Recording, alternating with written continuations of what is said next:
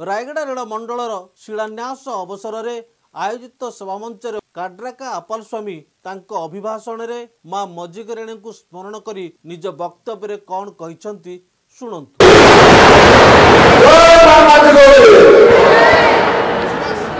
सम्मान्य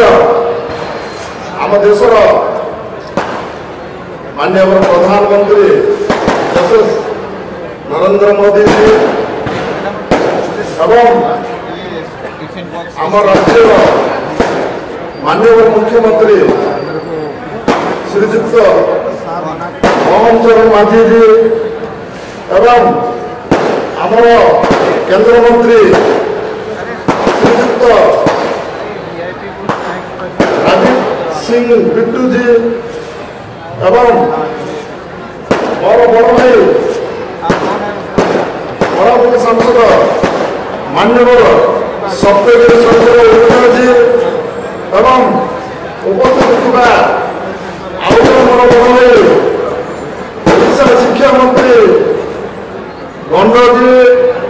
एवं कोरापुट विधायक रघुराम माछो जी मोर माँ भौणी भाई समस्ते एवं मोर मीडिया बंधु माने एवं मोर पुलिस भाई माने समस्त को मोर हार्दिक अभिनंदन एवं नमस्कार कराऊँगी। आज रायगड़ा जिला शिलान्यास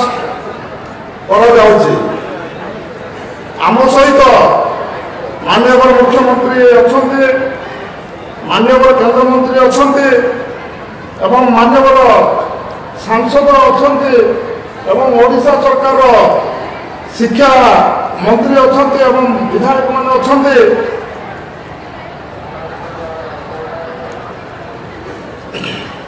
एवं निर्वाचन है जदि भाजपा सरकार कौन सी बड़ काम ओडिशा रायगड़ा रेल डिविजन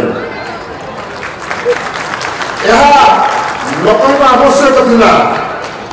बहु वर्ष अपेक्षा पर पूर्ण होती एणु मु माननीय प्रधानमंत्री को धन्यवाद देवी एवं मो बड़ भाई माननीय सांसद सत्यगिरी शंकर उल्का धन्यवाद देवी से 2019 ठारू आज पर्यंत लोक आवश्यकता को नहीं बारंबार संसद में सरकार को मन पकाउथिले तेणु रायगड़ा जिला माटी पुणी थोड़े धन्यवाद देवी एवं आम मान्यवर मंत्री को धन्यवाद देवी